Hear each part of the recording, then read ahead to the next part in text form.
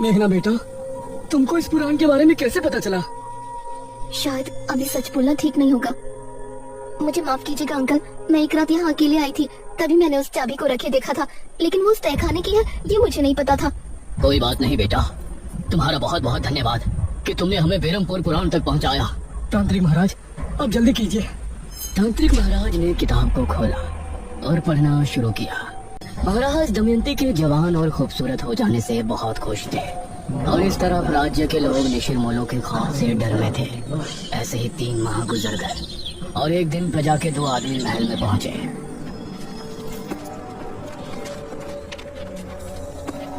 महाराज, आपके सिपाहियों ने हमारे गांव के 4 निशिरमोलों को मार दिया और उस मुर्दे को लेकर आपके पास चले आए। आप ऐसा क्या कर रहे हैं महाराज? प्रजा होने के नाते हमारा ये जानने का हक है कि आपने इस तरह का हुक्म क्यों दिया था और आप उन मुर्दों का क्या करते थे? इस पर महाराज कुछ बोलते उससे पहले ही दमयंती बोली, तुम्हारी हिम्मत कैसे हुई ये सवाल महाराज से करने की? दमयंती, आप हमें बात करने दीजिए। नहीं महाराज।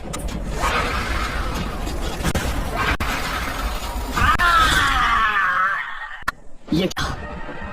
कौन हो तुम? दमयंती, एक डायन। ये सुनकर सभी हैरान और खौफ में थे।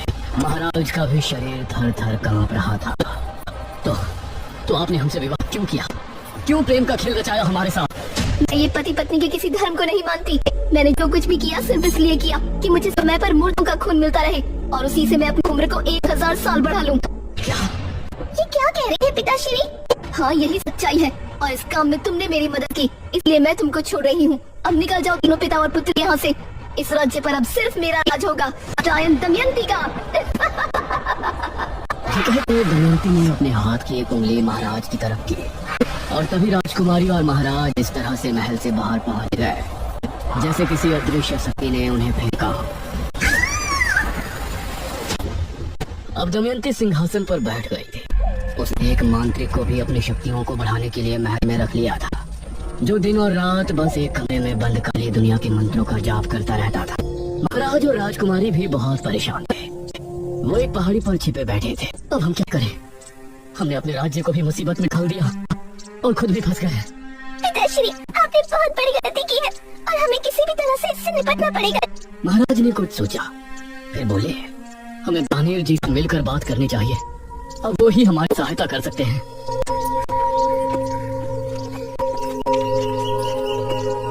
महाराज और राजकुमारी दोनों दानेर जी के पास पहुंचे।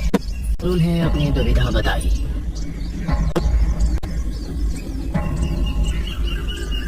महाराज, दमयंती को मारना नामुमकिन है, उसे सिर्फ कैद किया जा सकता है। तो कैसे कैद कर सकते हैं हम उस डायनी को?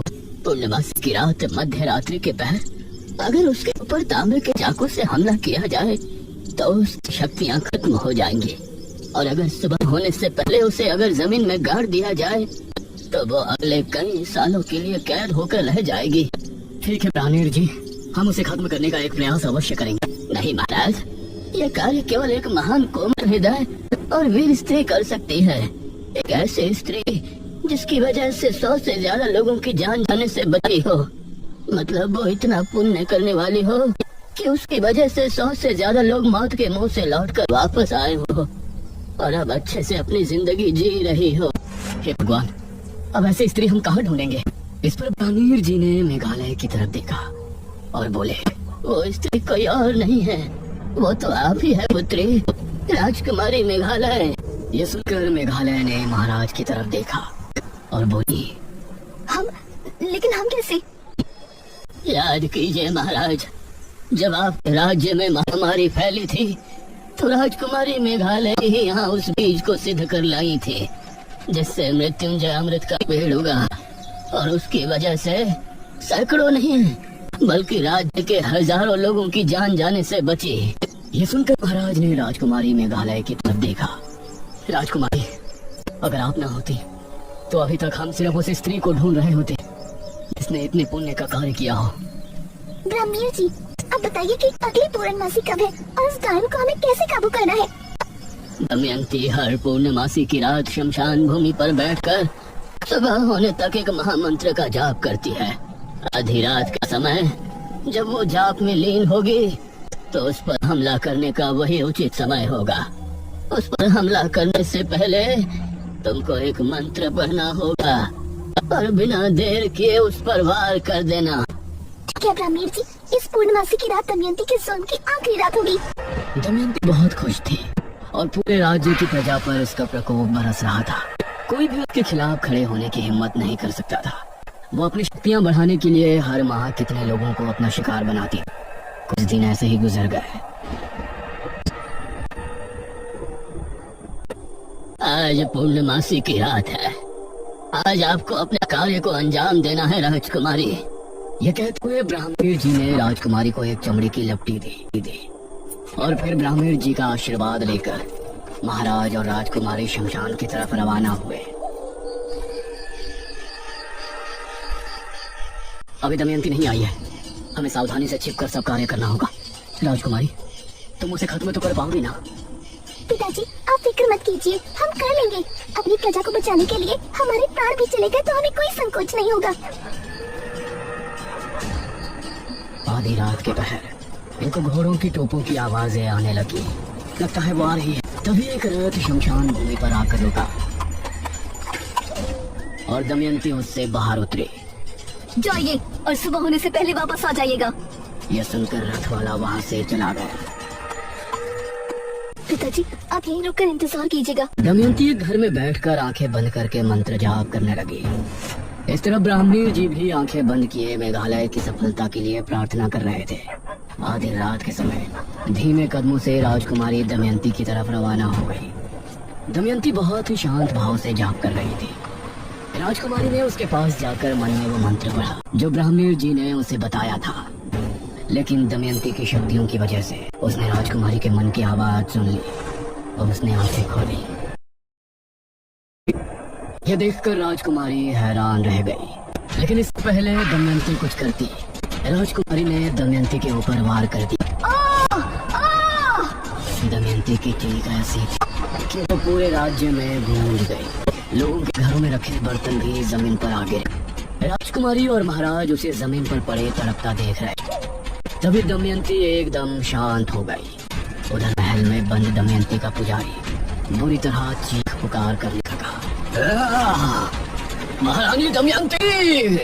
वो बहुत गुस्से में था, लेकिन वो महल के अंदर बंधित था, इसीलिए वो बाहर नहीं आ सकता था। अगली सुबह राज्य के किले में जश्न मनाया गया। राजकुमारी की जय हो! राजकुमारी की जय हो! राजकुमारी, हम सभी आपके बहुत बहुत आभारी हैं। हमारा जीवन धन्य है कि हमें आपके जैसी वीर और बुद्धिमती राजकुमारी मिली। इसने अपनी जान पर खेलकर हम सभी को दमयंती के श्राप से मुक्ति दिलाई। अब सभी से हमारी सिर्फ एक प्रार्थना है, हमारे पिता से जो गलती हुई उसके लिए उन्हें माफ कर दी। प्रजा राजकुमारी से बहुत खुश थी। उन्होंने उसकी बात को फौरन स्वीकार कर लिया। ब्राह्मण जी, दमयंती को किस जगह कैद किया गया? राजकुमारी, दमयंती को राज्य की एक गुफा के अंदर कैद किया गया है। वो वहाँ से वापस तो नहीं आने वाली ना?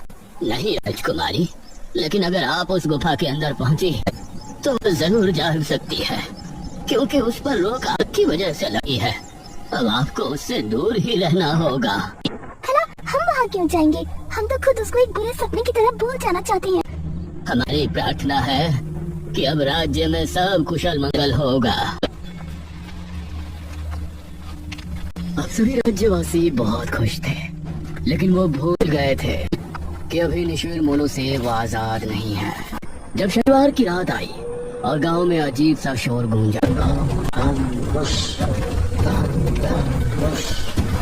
तो उसे सुनकर सभी के रोंग कांप उठे। अरे, यह तो निशिर मोलो की आवाज है। निशिर मोलो आए और अपने साथ 2 आदमियों को उठाकर ले गए। अगली सुबह फिर से सभा बैठाई गई। ब्राह्मणीर जी, हम निशिर मोलो से कैसे छुटकारा पा सकते हैं? इनके विषय में तो हमने सोचा ही नहीं। महाराज, हमें ये कहते हुए बहुत दुख हो रहा है, लेकिन निशिर मोलो को रोकना दमयंती से भी ज्यादा मुश्किल कार्य है। हमें बताइए, हम अवश्य करेंगे। निशिर मोलो महाराज को एक दुष्ट राजा मानते हैं। ये सुनकर राजकुमारी के चेहरे पर परेशानी के भाव भरा। हम उनसे बात करेंगे। निशिर मोलो के गुनहगार हम हैं, तो उनसे प्रजा को मुक्त कराना भी हमारा कर्तव्य है। नहीं पिताश्री, वो आपको देखते ही मार देंगे। ये कार्य हमें करने दीजिए। ठीक है पुत्री, लेकिन आप करेंगे क्या? ये सुनकर राजकुमारी के माथे पर सलवटें उभर आई। अगले शनिवार सभी लोग अपने अपने घरों में बंद थे। रात के समय वही आवाज गांव में गूंजने निशिर मोनू के खौफ से सभी के दिल दहल उठे थे। वो कंधे पर ताबूत उठाए राज्य में घूम रहे थे अपने नए शिकार की तलाश में। उन्होंने देखा कि सामने राजकुमारी खड़ी है और वो तेजी से उसकी तरफ बढ़ने लगे। वो उसके करीब पहुंचने वाले थे। हम है राजकुमारी मेघालय और हम अपने पिता की क्रूरता से बहुत शर्मिंदा हैं। ये सुनते निशिर मोनू रुक गए और उनकी निगाहें राजकुमारी पर जम गई। हम नहीं चाहते कि हमारे पिताश्री की गलती की सजा पूरी प्रजा भुगते। हम आपसे वादा करते हैं कि महाराज का मृत शरीर हम खुद आपको लाकर देंगे। यह सुनकर निशिर मोनू की आंखें तेज लाल होकर चमकने लगी। राजकुमारी ने हाथ जोड़े और रोते हुए बोली, हमारे पिता राज्य छोड़कर भाग चुके हैं, लेकिन हम आपके सामने अपने पिता की लाश लेकर जल्द प्रस्तुत होंगे। तब तक आपसे विनती है कि राज्य में कभी भी आकर किसी निर्दोष को उठा कर न ले जाए। अगर हम अपने पिता की लाश लिए बिना वापस आए तो आप लोग फिर वापस आकर इसी तरह से गश्त करना शुरू कर सकते हैं। तब हम भी आपको नहीं रोकेंगे, लेकिन हम एक मौका अवश्य दें हमारे पिता को ढूंढकर आपके सामने लेकर आने का। यह सुनकर निशिर मोनू उसी समय बिना किसी को लिए कब्रिस्तान की तरफ चले गए।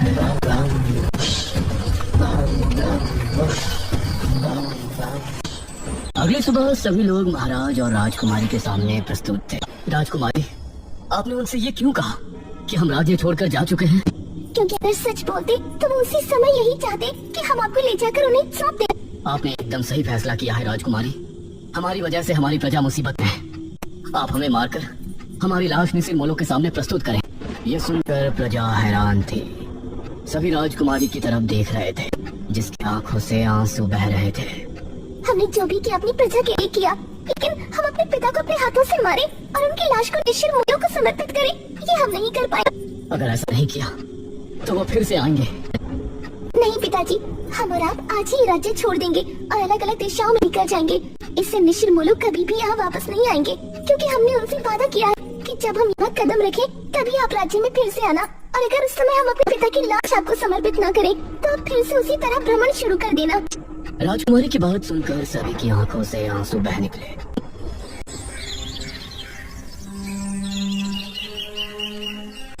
उस बाद राजकुमारी और महाराज ने उसी दिन राज्य छोड़ दिया और फिर निशिर मोनू कभी नजर नहीं आए। इतना पढ़ने के बाद ये तांत्रिक महाराज ने पुराण बंद कर दिया। इस पुराण के हिसाब से तो जब राजकुमारी राज्य में वापस आएंगी तभी निशिर मोनू वापस आएंगे, लेकिन अब 400 साल बाद वो क्यों लौटे? क्या राजकुमारी गांव में वापस आ गई है? अगर वो आई है तो है कहाँ? ये तुम कैसे बातें कर रहे हो? भला 400 साल बाद राजकुमारी वापस कैसे आ सकती है? यही तो समझ नहीं आ रहा है कि निशिर मोनू आए हैं तो कैसे, क्या वजह है उनके वापस आने की? इसमें आगे की कहानी नहीं लिखी। महाराज और राजकुमारी का बाद में क्या हुआ? नहीं पुत्रे, पुराण समाप्त हो गया। मेघना की उत्सुकता देखकर इशिता को बहुत हैरानी हो रही थी। इतना सब कुछ जानने के बाद भी वही सवाल सबके सामने था कि निशिर मोनू वापस क्यों आए।